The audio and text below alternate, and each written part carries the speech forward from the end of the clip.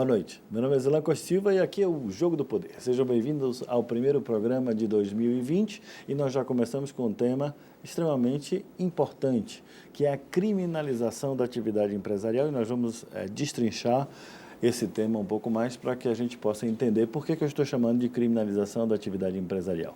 Nós vamos conversar com Paulo Cavalcante, que é empresário e atualmente ocupa a vice-presidência da Associação Comercial da Bahia, e nós vamos conversar também com Rafael Figueiredo, que é advogado tributarista especializado na área de tributos. Paulo, seja bem-vindo aqui ao Jogo do Poder, é um prazer tê-lo aqui. Prazer todo meu, muito obrigado, boa noite. Eu sei que você é empresário há 4 décadas, né? Exatamente. Como é que é se esforçar tanto para a geração de riqueza e, de repente, vir com as notícias de que agora atrasar tributo virou crime? Parece que a gente vive na Suíça, né? Que não tem crise, que não tem problemas, que a gente paga todas as contas em dia. Na realidade é decepcionante. Na realidade, eu acho que nós estamos passando por um momento bastante crítico no nosso país. Eu acho que todo brasileiro sabe disso. E a classe empresária brasileira, mais do que ninguém, vive esta onda hoje, essa cultura nacional de criminalização e demonização do empresário, né, e da atividade empresária. Não é um país que o desenvolvimento, ou seja, o lucro, passa a ser mal visto. Parece que o lucro ele é pecado, que ele é criminoso. Então isso é um absurdo. E a questão da criminalização, ou seja, essa última decisão de que inadimplência de tributos declarados passa a ser apropriação indébita e que se colocar os carros na frente do boi, ou seja, primeiro você denuncia por um crime e agora mudou a presunção de inocência, né? E a questão de quem vai ter que provar agora que não é sonegador, não é criminoso, é o empresário. Isso aí é extremamente importante, mas eu queria primeiro começar com um ângulo um pouco mais social que a gente vai explorar. A gente tem tempo aqui no nosso programa para explorar cada um desses detalhes. Tá. Mas eu queria começar por um tema que eu acho importante. Você não acha que a própria cultura do brasileiro está equivocada? Porque, veja, é muito comum na classe média, os pais, aliás, eu diria em todas as classes, de que os pais educarem os filhos para serem funcionários públicos. A melhor coisa a fazer na vida é você estudar para passar no concurso público e ter a segurança o resto da vida. Só que as pessoas esquecem que o Estado não gera riqueza, ele não gera dinheiro do nada, a não ser cobrando uma parcela do ganho de quem gera riqueza, que é o empresário. E nós vamos matar um empresário que está pagando todas as contas? Eu acho que talvez seja essa cultura muito mais ligada ao funcionalismo público, à não geração de riqueza, do que efetivamente transformar os brasileiros em geradores de riqueza, tornando-os empresários. Você não acha que esse é um cerne importante? Importantíssimo, né? Como eu falei, comecei a dizer, a questão da cultura brasileira. Nós estamos realmente impregnado, né, na nossa cultura o oportunismo. Essa é uma realidade, né? Hoje você vê ditados como achado não é roubado, por exemplo, né? E você tem hoje a ideia de que o servidor público ele tem essa segurança que você acabou de escrever muito bem. E quem paga, né, o condomínio, quem paga o condomínio é quem é o dono do apartamento. Então eu costumo até colocar, dar um exemplo, o seguinte, é como se você morasse no condomínio e você fosse o dono do seu apartamento e você pagasse o condomínio, acertasse com todos os moradores quanto é que seria aquele condomínio, que daria para arcar e pagar aos porteiros, vigilantes, pagaríamos a pessoa que fazia o serviço geral, os babás não estou incluso, depois que eu chego nessa parte, o piscineiro, o cara que faz a obra, e de repente dissesse o seguinte, olha, agora não vai ser mais eleito o síndico do condomínio pelos donos do apartamento, nós vamos eleger um síndico que vai ser eleito pela comunidade que frequenta esse condomínio. Então imagine você, teria as babás, as passadeiras, o lavador do carro, o cara que fez a obra, então todo mundo ia votar e escolheria o camarada que ia cuidar do condomínio. E aí, a partir daquele momento, a pessoa que foi eleita pela maioria Diria não, eu acho que agora nós vamos querer que o horário diminua, que o salário aumente. E quem vai pagar essa conta são os donos do apartamento, que são os mesmos donos do apartamento que pagam com o seu imóvel se ele não conseguir pagar o apartamento, se ele não pagar o condomínio. Mas ele não tem mais como controlar isso. Isso eu acho que está acontecendo no Brasil. O Brasil passou a entender que você ser funcionário público, você ter estabilidade e você ser motivado a isso, hoje é a melhor coisa do mundo. Esquece que você colocou, esquece que quem paga essa conta. De onde é que vem a arrecadação para pagar essa conta? O que nós temos uma previsão de função social na nossa Constituição, né? Ou seja, a empresa ela é protegida, tem uma lei específica para a empresa porque ela tem função social. Porque a função social gera emprego, gera riqueza, gera os tributos. É interessante como isso vem estar mudado hoje. Nós precisamos exatamente trazer essa consciência, resgatar essa consciência, para que as pessoas entendam que o Estado não gera riqueza. Quem gera riqueza são os empresários. Fora a falar de algumas disfunções do Estado, como... Porque, veja bem, na atividade empresarial, o funcionário, ele, em tese, tem uma ligação do salário dele com a produtividade dele. Ou seja, quanto mais produzir, mais ele ganha. Isso é uma regra econômica facilmente compreensível por todos. Agora, no funcionário público não tem essa produtividade e tem alguns funcionários públicos, não são todos, mas é uma parte significativa, que tem salários astronômicos. Se a gente analisar o Poder Judiciário, o Ministério Público e outros órgãos, vamos chamar assim, entre aspas, obviamente, isso não é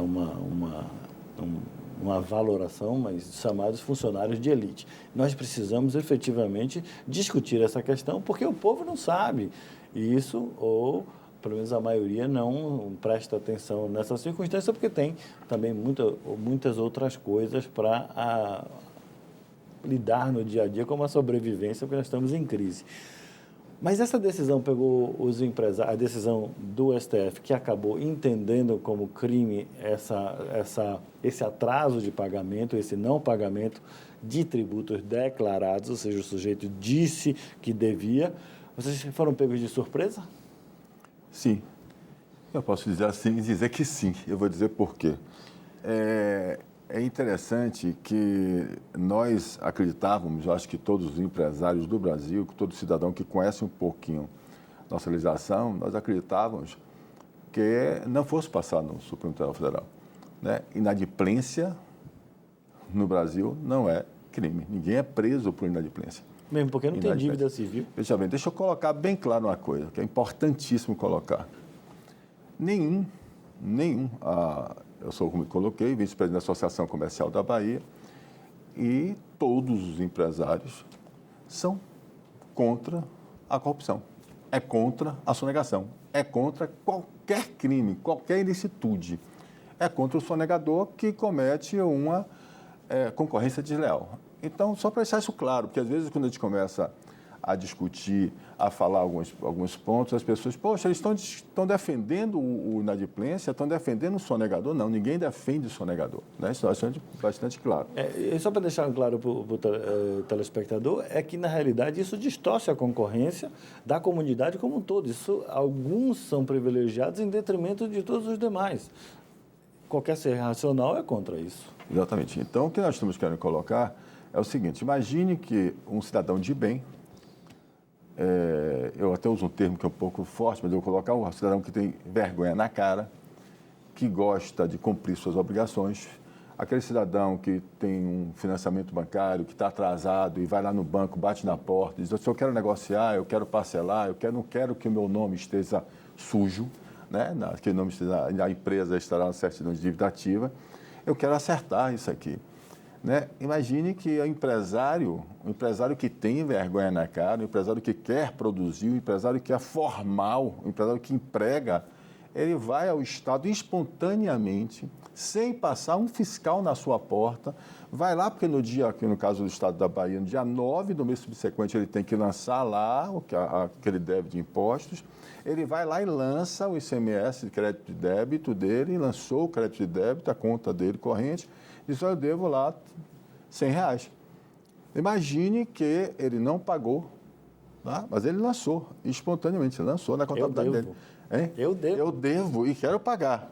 Mas imagine que qualquer motivo ele tem um tropeço, uma greve dos caminhoneiros que houve no Brasil, todo mundo sabe disso. Que provocou uma queda Que no provocou, PIB. ninguém transportava, ninguém recebia, as contas a pagar, tinha que pagar seu salário, sua folha, seu telefone, sua energia. E o cidadão atrasou, aí vem o Estado com sede de arrecadar e diz, não, atrasou, é crime. Eu vou mover uma ação contra este empresário para que ele me pague. Isso é um absurdo, um absurdo.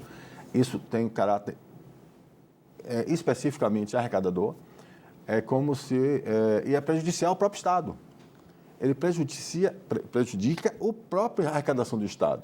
É desestimulante. Né? Qual é o empresário que hoje vai montar um negócio, que você já arrisca seu patrimônio, você já emprega, você já paga imposto, você arrisca tudo seu e ainda por cima vai dar, declarar, olha, eu estou devendo, e aí amanhã eu sou criminoso.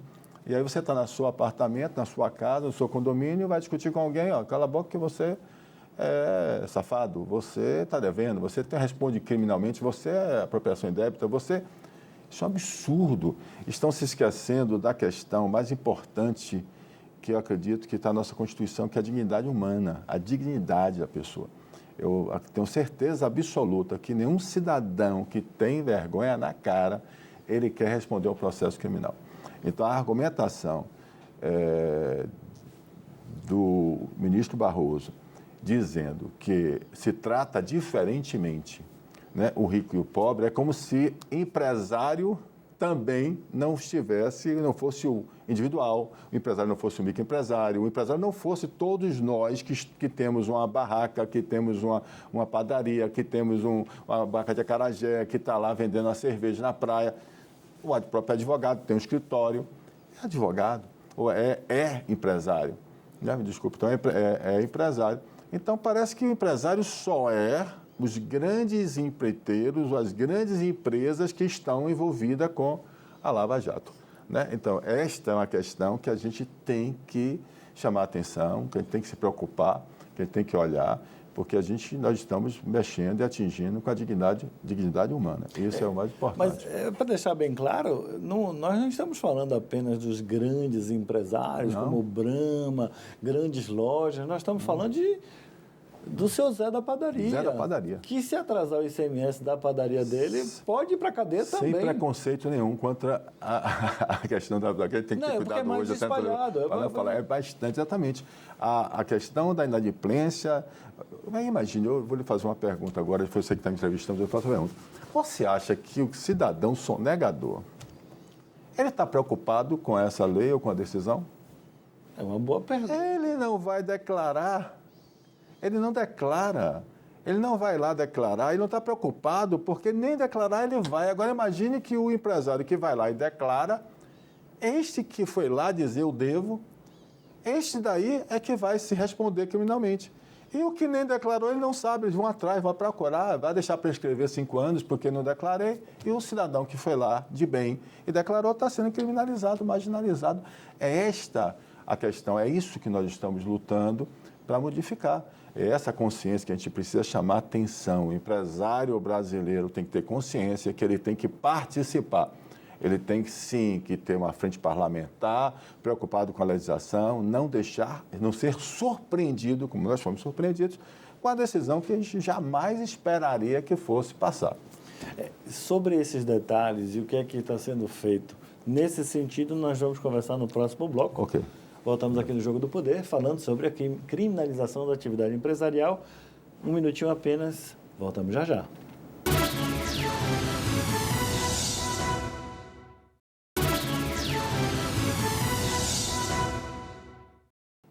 Estamos de volta aqui no Jogo do Poder, conversando sobre a criminalização da atividade empresarial, uma coisa que, surpreendentemente, começou a surgir recentemente nesse país cuja segurança jurídica é algo que não se tem muito. Estamos conversando agora com Paulo Cavalcante, que é empresário e vice-presidente da Associação Comercial da Bahia, e vamos conversar em seguida com Rafael Figueiredo.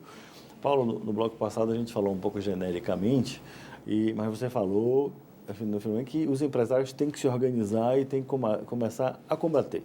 Obviamente que nesse país da insegurança jurídica é importantíssimo esse tipo de movimentação. Mas o empresário, normalmente, ele é muito reticente, porque ele evita falar de política, ele evita de falar de questões controversas, ele é meio avesso até a debates. Quando acontecem, ele fica até meio incômodo. Como é que é essa nova realidade quando sente na pele isso? Esta é como eu disse, a Associação Comercial da Bahia, ela está com esse movimento bastante forte. Não sei se perceberam, agora tem 6 meses que a gente assumiu a associação e estamos com esse movimento. E a intenção nossa, né, como nós estamos trazendo, é exatamente lutar pelas empresas, né, porque a gente acredita que não se pode mais ficar, como você colocou, esperando as coisas chegarem e prejudicarem. Não é a questão só, isso que eu quero deixar bastante claro, não é a questão do empresário ou da empresa. Quando eu falo de função social, né, quando eu chamo muita atenção disso lá nas nossas discussões. Quando eu falo a empresa tem função social, o que eu estou dizendo é o seguinte, vou dar um exemplo bastante claro. A Petrobras. A Petrobras é uma empresa? Né? A Petrobras estava envolvido nesse escândalo da Lava Jato? Estava. Né? Em controvérsia. Mas você não vê ninguém dizendo que a Petrobras é uma organização criminosa. Não ouvi dizer isso. É interessante isso? Está incutido que a Petrobras é nossa. Né? As pessoas assaltaram a Petrobras. Ela foi vítima engraçado da ação de organizações criminosas. É engraçado, mas ela que estava ali jogando e fazendo. Agora, como é que você pega outras empresas com 160 mil funcionários, empresas com mais de 70 anos de existência, formais, tecnologicamente, o exemplo para a gente brasileiro e tal. Não estou, pelo amor de Deus, de novo, não estou aqui defendendo corrupção. Não estou, sou contra. Eu estou falando do tratamento, da função social, da maneira com que nós temos que ter consciência. O empresário tem que reagir, tem que ter consciência da função social. E o brasileiro, que eu falo em geral, inclusive o Estado, inclusive o Ministério Público, inclusive a Procuradoria da Fazenda Nacional, inclusive o Secretário da Fazenda. Eu estou colocando claramente, inclusive, o nosso Poder Judiciário. Tem que entender a função social da empresa. Tem que entender que você tem que punir as pessoas não empresa. E não destruir as outras pessoas que são honestas, que estão lá acreditando naquilo, que tem suas carteiras assinadas, que dependem daquele dinheiro. E tem que existir um tratamento, tem que intervir, tem que afastar as pessoas que são criminosas, tem que extirpar o câncer. Não é a corrupção, não é um câncer? É um câncer, concordo. Mas vamos tirar o câncer, vamos tirar onde está o câncer e vamos deixar o corpo vivo e produzindo. Mas isso é o que se faz no mundo inteiro. Um dos grandes exemplos que mais se fala por aí é o caso da empresa multinacional Siemens, que em diversos países foi acusada de determinadas práticas contrárias à lei, fez acordo de leniência em diversos países, pagou multas altíssimas, teve, inclusive, alguns diretores seus processados criminalmente, etc. Mas a empresa está viva. Exatamente. E no nosso país, nós destruímos a construção pesada do país e hoje nós temos o quê? Empresas chinesas que estão vindo para o Brasil fazer construção, inclusive aqui no estado da Bahia, que vão construir uma famosa ponte sobre a qual falaremos em outras oportunidades aqui no ano de 2020. Exatamente. Então, o que você está colocando e o que eu estou também defendendo é exatamente isso. Ou seja, nós não temos nenhum cuidado de pegarmos a história, né? A gente fala a cor leniense, a ação premiada, a gente acabou de falar que você deu o exemplo, o seu foi perfeito. Isso já acontece porque aconteceu em 72 nos Estados Unidos, né? Nós tivemos um escândalo lá que envolveu 400 empresas e começou o que tem hoje que fala, que está aí, que nós estamos vivendo e vai ser muito bom para a gente, que é a questão dos programas de compliance, né? Claro que eu também, se tiver oportunidade, depois falo com vocês sobre isso, mas o compliance também sem os exageros, né, sem os absurdos que está existindo, é a questão do pêndulo. Exagero. Hoje você não pode nem jantar com a pessoa e tomar um vinho, porque o complexo não proíbe. Então, quer dizer, não vamos entrar... Eu quero mas você tem um exemplo internacionais de como se trata as empresas, mas dentro desta linha você preserva a função social da empresa. Você preserva a empresa que ela tem tecnologia, ela tem valor para o país. Não é só a Petrobras que tem, as outras também têm. Mas você não acha que isso é também provocado por uma questão também da imprensa e do próprio povo, que inverteu a presunção, que hoje em dia a presunção legal é de que o sujeito é inocente até que haja uma prova uma prova judicial, né? Não é qualquer prova, uma sentença transitada em julgado. E aqui é o inverso, agora você é considerado culpado. Exatamente. E você tem que provar a inocência. O que mais se escuta é isso, eu vou provar a minha inocência. Quando você não precisa provar a sua inocência, é o Estado que devia, com competência, provar que você é culpado se o for. Veja como eu coloquei, veja que hoje foi aprovado agora, nós podemos utilizar agora a lei de abuso de autoridade, que eu acho que foi um avanço enorme para o país. Também acho. E você veja que quando você tem qualquer dúvida, seu nome, o lance da empresa já lança na certidão de dívida ativa, você já está lá. Quando você faz isso, você não consegue. Empréstimo bancário, financiamento, que ninguém nasce com dinheiro para botar no negócio, você vai buscar financiamento, existe toda uma cadeia. Empréstimo bancário, sua vida não participa de licitação pública, se for o caso, ou não consegue vender até para empresa privada, depende do complexo, como eu coloquei aqui. Então, você começa a ter bastante dificuldades. Ou seja, você sufoca o empresário. Sufoca, asfixia. Na realidade, o que eu digo é o seguinte, você não pode tratar empresas formais, a empresa que tem suas licenças municipais, estaduais e federais, as empresas que estão constituídas formalmente, de uma forma com modus operandi de quem ataca empresas informais, organizações criminosas como terrorismo, tráfico de droga, tráfico de arma, que as pessoas não estão estabelecidas. Ninguém abre uma empresa e bota o objeto da empresa, tráfico de droga. Não, mas você abre uma empresa e bota o objeto da empresa, a construção civil. Mas entendeu? A gente pode falar que existem empresários, eu vou chamar do mal.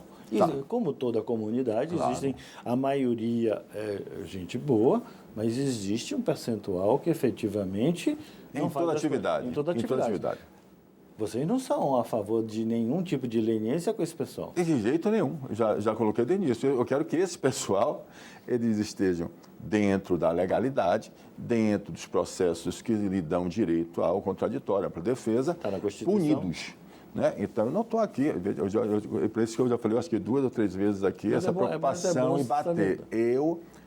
Nós não estamos, de hipótese alguma, defendendo o criminoso. Criminoso, como dizer, tem que tratar o criminoso, tem que, como eu falei, extirpar, tirar e dar o trato que a justiça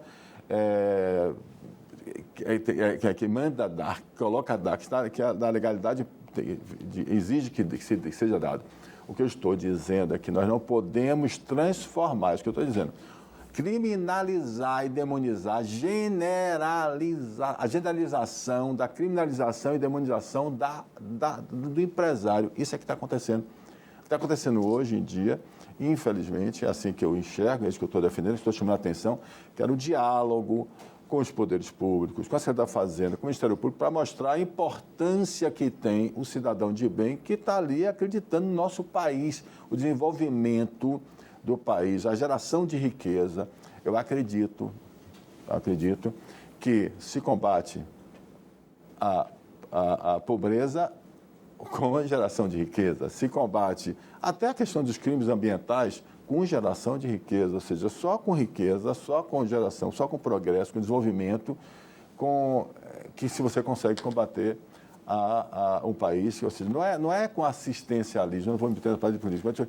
Mas e como é que a gente consegue fomentar a atividade empresarial se nós temos uma cultura contrária a isso e se nós temos nenhuma segurança jurídica? Você começa a ser empresário hoje, a regra é assim, mas daqui a pouco vem uma interpretação, não é nem o legislativo que mudou, foi uma interpretação do STF que mudou e a gente se sente como se fosse um cachorrinho que caiu no meio do caminho da mudança. Outro absurdo, é outro absurdo. Eu vou responder, mas só que você colocou. É outro absurdo você está vendo claramente no país o Poder Judiciário legislando, mudando as leis.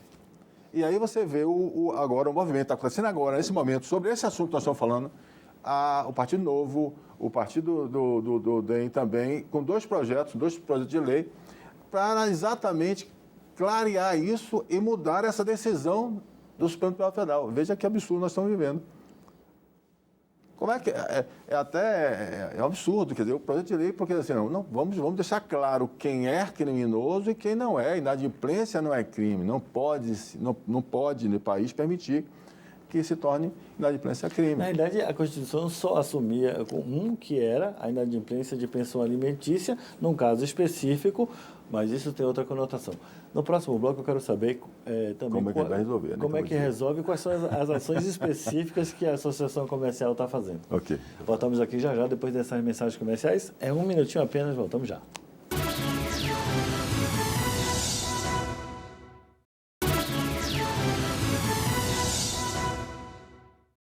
Estamos de volta aqui no Jogo do Poder, conversando sobre a criminalização da atividade empresarial. Estamos conversando com Paulo Cavalcante, que é vice-presidente da Associação Comercial da Bahia. Paulo, a gente falou muitas coisas que realmente prejudicam a atividade empresarial, mas quais são as ações concretas que estão sendo feitas agora, capitaneadas pela Associação Comercial? Bom,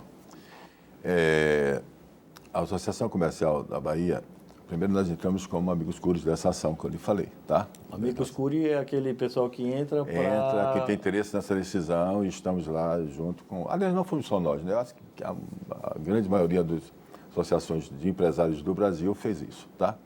Mas nós estamos, primeiro, criamos dentro da Associação Comercial um núcleo jurídico de peso, né? Nós estamos com um dos melhores escritórios de advocacia, não posso dizer os melhores, mas entre os melhores escritórios de advocacia do estado da Bahia, participando da associação voluntariamente. Nós estamos criando uma certificação. A Associação Comercial ela vai criar uma certificação, deve sair esse ano, onde nós vamos certificar o empresário consciente, o empresário transparente, o empresário que tem a consciência da função social da empresa, que é transparente.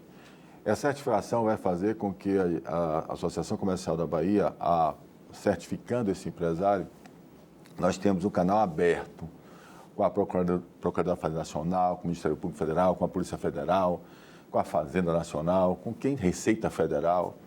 Nós temos o interesse de deixar bastante claro quem são os empresários que são formais, os empresários empresários que têm a sua atividade legal. Como você perguntou, mas tem empresários que são ruins, sim.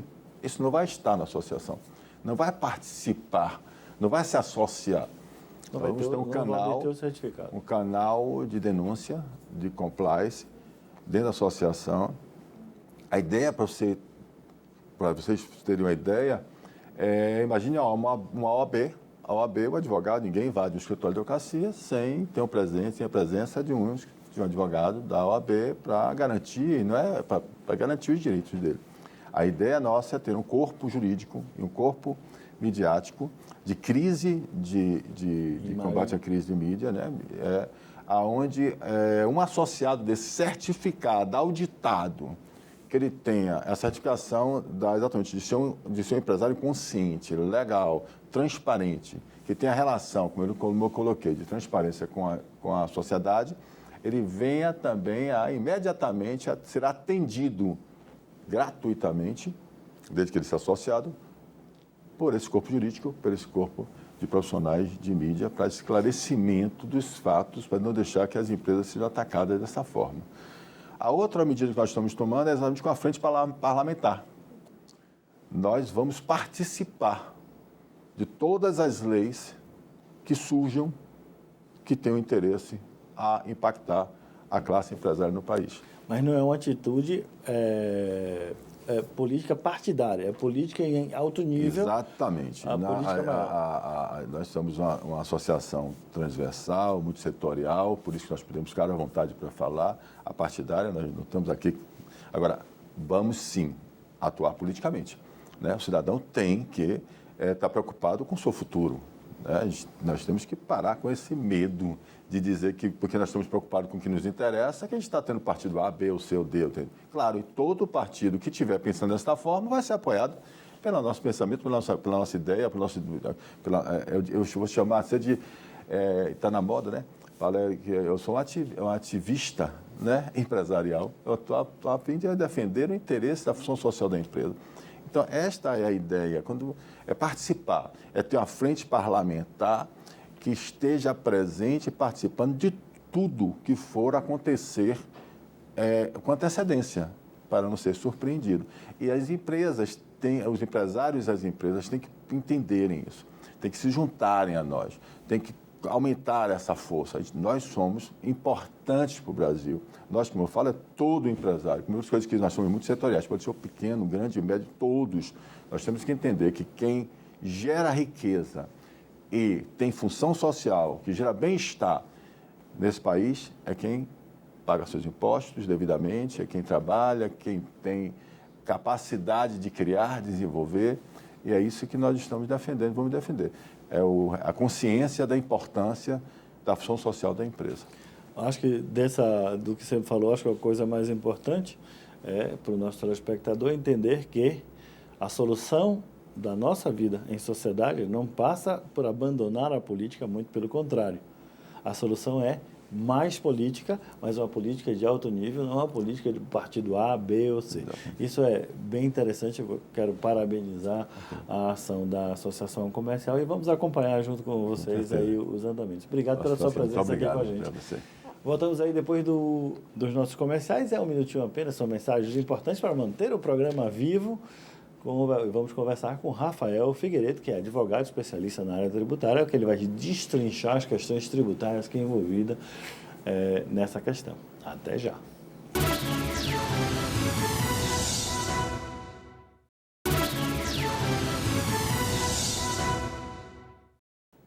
Estamos de volta aqui no Jogo do Poder, falando essa noite sobre um tema que é muito triste, quando a gente vê que as pessoas que geram riqueza, geram empregos, estão sofrendo a interpretação negativa da sua atividade, muitas vezes sendo criminalizados por determinadas condutas que, na minha opinião, não deviam.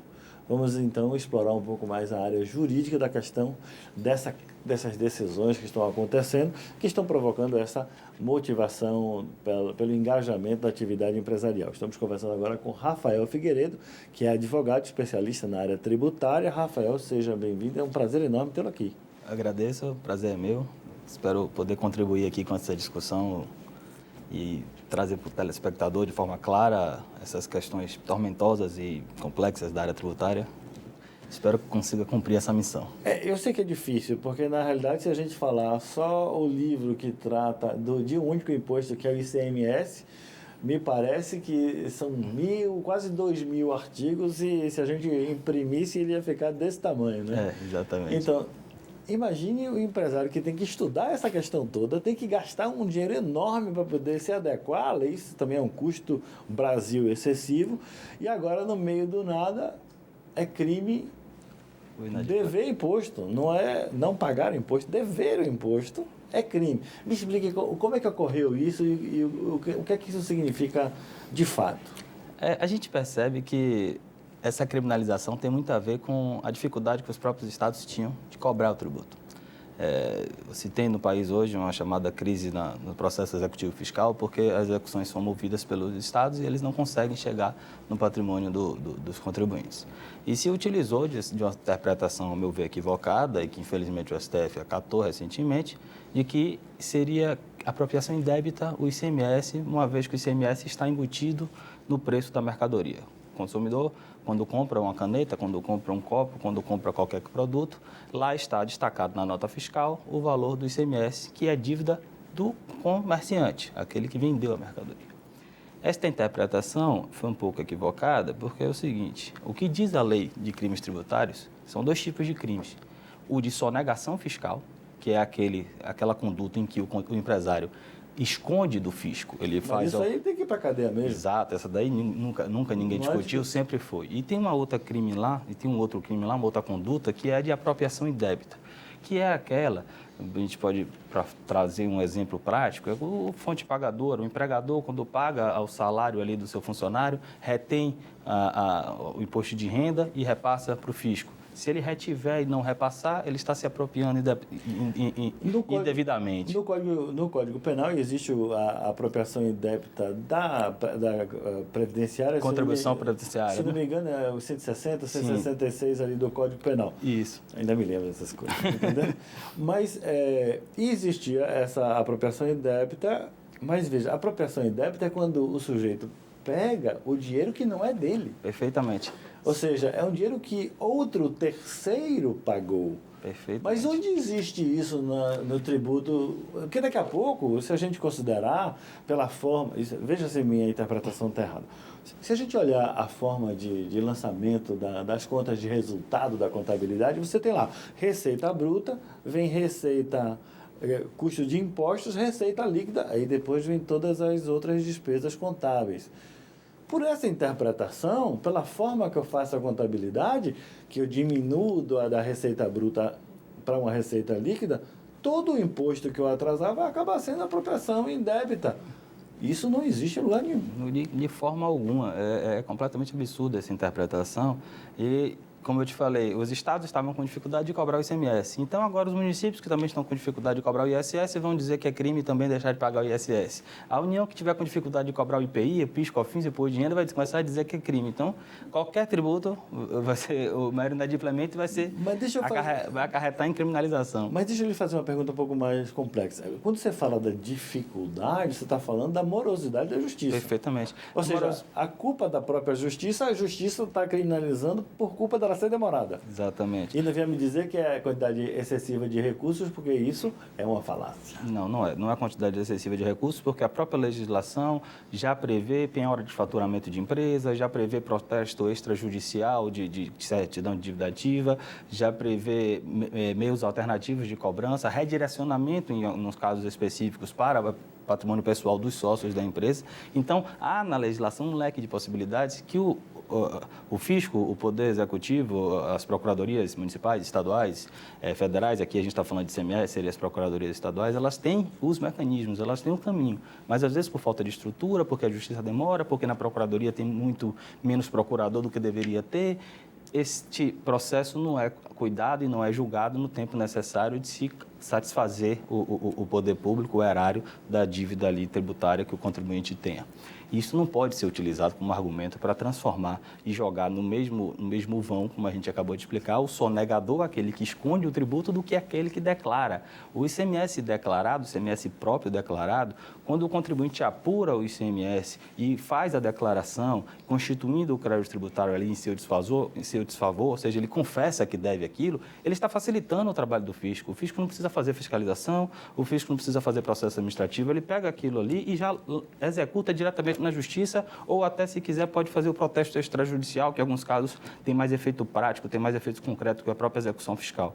Ou seja, esse contribuinte, este comerciante que facilitou o trabalho do Estado, foi lá, apurou por conta própria, entregou para o Estado, olha, eu devo X mil reais de tributo. Esse que passou por alguma dificuldade depois e não conseguiu pagar, ele vai ser equiparado ao sonegador que escondeu a ocorrência da venda da mercadoria, aquele que utilizou de algum subterfúgio, alguma fraude para diminuir o tributo a pagar. Eles estão sendo colocados todos os dois no mesmo vão, no mesmo balaio. Ou seja, o empresário vai ser obrigado a atrasar salário para pagar imposto. Sim. Se tiver dificuldade. E aí vai sofrer lá na Justiça Trabalhista as outras multas e consequências legais disso. Pelo menos vai para cadeia. Ou então vai, como diz, ou então vai criminalizar tudo. Já que é pior declarar do que sonegar, então o STF está dizendo que, se você está me dizendo que sonegar e declarar e não pagar é a mesma coisa, então não vou declarar, vou deixar de declarar. Sim, mas ele não espera ter dificuldade, o empresário não espera ter dificuldade. A dificuldade pode acontecer ao longo do caminho. Exatamente, ele já declarou e aí ainda chegou no mês seguinte, teve uma dificuldade, que a situação é tão perversa que se ele fizer uma nota fiscal, se ele emitir uma nota fiscal de venda, e aí fica tão claro por que não é apropriação indébita, se ele realiza uma venda para o consumidor e o consumidor paga esta venda com um cheque, e este cheque não tenha fundos, mesmo assim o comerciante tem que pagar o imposto. É o que deixa bem claro que o débito é dele, não é do consumidor. E o que o consumidor paga, ele é preço, não é imposto. Então, não há apropriação indébita quando você não toma de outra pessoa algo que não é seu. O que o comerciante recebe é exatamente o preço que ele acordou no contrato ali de compra e venda com o consumidor, com o cliente final. Então, o preço é dele, de direito. Em consequência dele realizar essa venda, ele tem um débito dele, que não é do consumidor, não é do cliente final, o débito é dele com o fisco. Se ele deixar de pagar, ele está inadimplente com o fisco. Mas não tem nada de apropriação indébita, você não se apodera de um valor que não é seu para pagar uma dívida que não é sua. Você se apodera do valor que é seu e a dívida é só sua. Se você não pagou, você está inadimplente, você está sujeito à aplicação de multa, de todas as penalidades cabíveis na lei, e de sofrer um processo executivo fiscal. Mas equiparar isso à criminalização é dizer para o empresário que não vale a pena investir no país, é dizer para o empresário que é melhor ele fechar a empresa dele e investir na bolsa e fazer qualquer outra coisa, porque o risco é muito grande. Ou que estamos virando muito na moda e morar em Portugal e investir lá. E, por sinal, me diga uma coisa, eu desconheço, mas como não é a minha área tributária, não é uma área que é minha, mas eu desconheço em qualquer outro lugar do mundo que haja uma lei, uma interpretação nesse nível. Também não conheço. Assim, punir criminalmente, penalmente, a apropriação indébita é bastante salutar. Agora, equiparar isso a um mero inadimplemento, isso é uma torpeza e uma rigidez. É mais do que rigidez, porque a rigidez é quando você aplica uma coisa correta. É um punitivismo, um terrorismo com o empresário muito grande. Isso eu também desconheço. Mas isso está acontecendo na sociedade porque há uma própria reclamação social. O combate à corrupção, na realidade, ele está sendo subvertido para um combate a tudo. O Estado está ficando cada vez mais gigante e com poder absoluto. Já diziam, determinado lord inglês, tem aquela frase, o poder absoluto corrompe absolutamente. Não é isso o poder se corrompendo para ser locupletado, no sentido de arrecadar cada vez mais, e a gente, como sociedade, precisaria enfrentar isso de uma forma mais pungente? Com toda certeza. A tributação ela é necessária para munir o Estado de recursos públicos, mas a tributação, o poder de tributar é também o poder de destruir. Se a tributação for feita de forma... se a mão do Estado que tributa for muito pesada, ela acaba com a fonte de sustento dela, que é... Tem uma lei econômica para isso. Eu esqueci o nome dessa lei, mas talvez tenha alguma coisa como curva de Phillips, alguma coisa nesse sentido. Mas eu não me lembro, não. Talvez esteja equivocado. Os economistas, telespectadores vão me criticar. Então, já aviso logo, perdão. Em síntese, ela fala que quanto mais, vai chegar um ponto que aumentar a carga tributária vai diminuir a tributação, porque as pessoas vão parar de produzir riqueza, porque não vai valer mais a pena, porque não vão conseguir mais produzir. A famosa lei de rendimentos decrescentes dos impostos, etc. E aí é uma parábola que vai chegar um momento que não adianta mais aumentar a carga. Quanto mais aumentar a carga, você vai diminuir a arrecadação, porque não vai estar conseguindo, ninguém mais vai conseguir produzir e gerar riqueza para ser tributada. E você vê chance de ser revertido isso pela própria interpretação jurídica dos tribunais, ou você acha que isso é uma carta fora do baralho e a única a solução seria política? Como foi o STF, o plenário do STF, não há quem recorrer dali. E é incomum, não se tem registro de uma mudança de entendimento do STF tão recente. Sim, mas aquela decisão é uma decisão de repercussão geral ou ela é uma decisão específica de um caso? Interpartes. Só que o histórico do tribunal vai no sentido de considerar aquele caso como o leading case e depois manter aquele entendimento, a não ser que os ministros mudem, né? Que haja uma nova composição e o novo que entrar a gente não vai saber qual será o posicionamento dele, apesar de que a votação ficou 7-3 e o ministro Carlos Veloso não chegou a votar porque estava com possibilidade médica, então um espaço não foi tão apertado. Se tivesse sido 6-5, uma mudança de um ministro já poderia mudar o entendimento de uma revisitação quando o tema fosse ser revisitado em repercussão geral, em ADIM, alguma coisa assim. Existe o movimento já legislativo, que é esta briga que temos hoje no país, que a independência dos poderes ela não está tão clara, então o judiciário interferindo cada vez mais na parte legislativa, alterando as interpretações de uma hora para outra, e o legislativo respondendo com novas leis para provocar novas interpretações do judiciário. E logo depois dessa decisão, há um projeto de lei, alguns projetos de lei nesse sentido, tentando deixar claro o que já era desde então, que só nos casos de ICMS e substituição, que aí sim poderia ser equiparado a uma retenção na fonte, uma apropriação indébita, assim haveria a criminalização. Mas o ICMS próprio, o ICMS da venda do próprio comerciante, que ele declara e informa para o fisco o fato dele não conseguir pagar lá no prazo que ele tem de vencimento do tributo, isso não transforma ele em criminoso, isso não pode ser equiparado à apropriação indébita. Sim, mas a grande questão que a gente tem que analisar é o impacto disso. No grande empresário, a gente percebe um impacto grande. Mas talvez o nosso telespectador, como eu, como a maioria de nós, não é grande empresário. Nós somos pequenos empresários, nós somos pessoas que estão tentando sobreviver no dia a dia.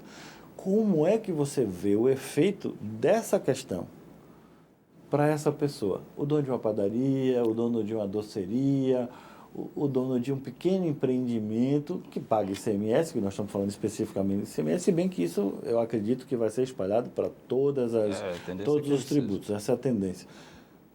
Qual que você acha que vai ser o impacto prático na vida do nosso telespectador? A impressão que eu tenho é que isso vai estimular a informalidade, porque no momento em que ele registrar todas as vendas dele, e isso gerar lá uma obrigação tributária de pagar no dia 9 do mês subsequente X mil reais de ICMS, que não seja, pode ser 500, pode ser 1.000, pode ser 10 mil.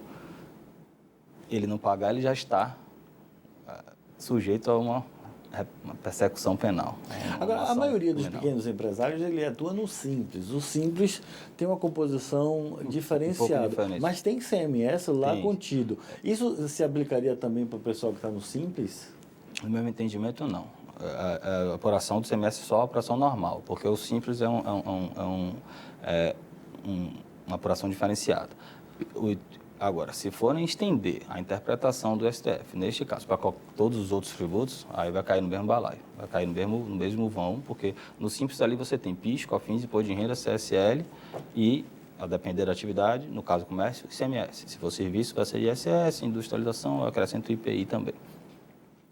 Esses tributos, se eles forem considerados que o inadimplemento deles também será apropriação indébita, então aí você vai botar até o microempresário, o pequeno empresário, nesse risco de ser criminalizado. Aí não vai ter mais prisão para todo mundo, não vai ter espaço em prisão para todo mundo. Se já está superlotado hoje, vai ter que fazer o quê?